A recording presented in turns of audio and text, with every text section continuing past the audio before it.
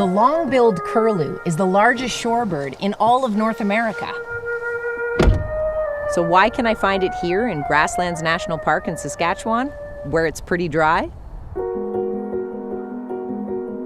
Just like some Canadians, this bird migrates seasonally, depending on the weather.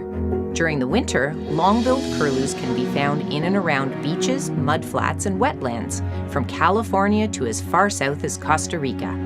When the winter ends, a large number make their way north to Canada to raise their young on the grasslands of British Columbia, Alberta, and Saskatchewan. It isn't difficult to figure out how the long-billed curlew got its name. Its D-curved beak is incredibly long, and one of the sounds it makes during breeding season sounds like curlew.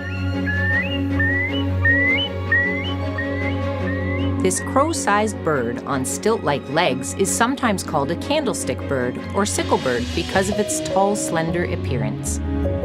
Its long legs help to move through tall grass, shoreline vegetation, and shallow water, while still allowing it to keep an eye out for potential predators.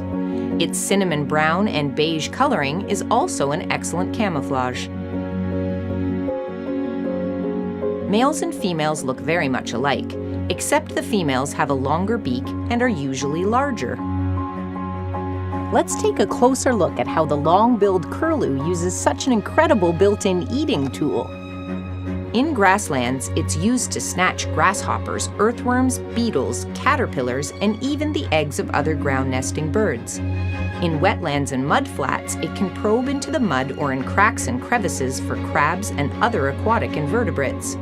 Walking side by side in groups when foraging increases the chances of flushing up a meal.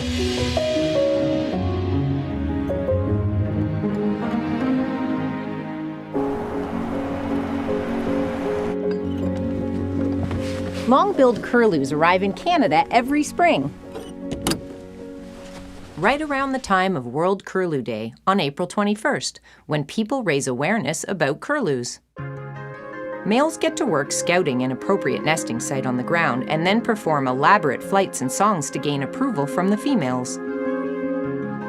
Long-billed curlews often couple up with the same mate each year, and after putting the final touches on their nest together, the pair will share parental duties over a typical clutch of 4 splotched eggs.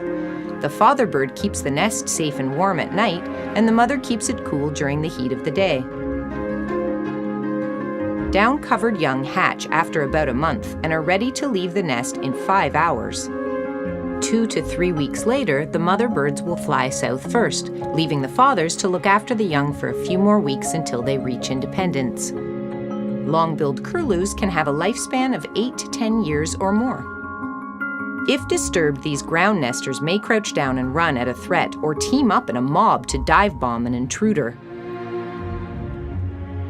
Eggs and young can be eaten by coyotes, badgers, foxes, ravens, and magpies, while the adults are prey to raptors like Swainson's and ferruginous hawks. In the 1800s, the long-billed curlew disappeared from Manitoba and declined in numbers throughout the rest of its range, due mostly to habitat loss but also overhunting for sale at markets. Although hunting it is now illegal and its numbers have grown significantly, the long-billed curlew remains a species at risk. Habitat loss and disturbance due to recreational activities and agricultural and industrial development continue to pose a threat to these birds today. We need to be careful not to disturb nesting curlews if we want these incredible birds to continue to successfully raise young for generations to come. To learn more about the long-billed curlew, visit hww.ca.